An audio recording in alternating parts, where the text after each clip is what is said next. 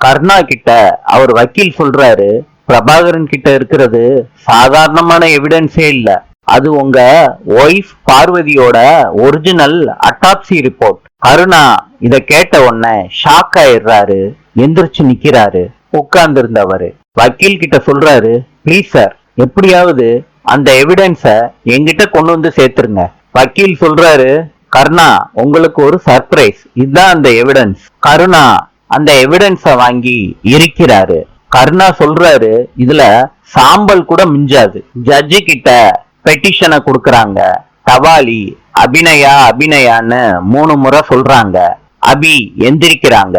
கூண்டுக்குள்ள வந்து நிக்கிறாங்க. எல்லாருக்கும் வணக்கம்னு சொல்றாங்க. ஜட்ஜி கேக்குறாங்க, உங்க எவிடன்ஸ நீங்க சப்மிட் பண்ணிட்டீங்களா?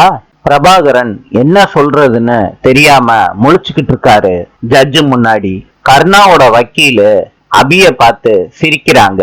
வெற்றி கோர்ட்டுக்குள்ள வர்றாரு. எவிடன்ஸ் இருக்கு மேம்னு சத்தம் போட்டு சொல்றாங்க. எல்லாரும் திரும்பி பாக்குறாங்க வெற்றிய. நாளை சந்திப்போம்.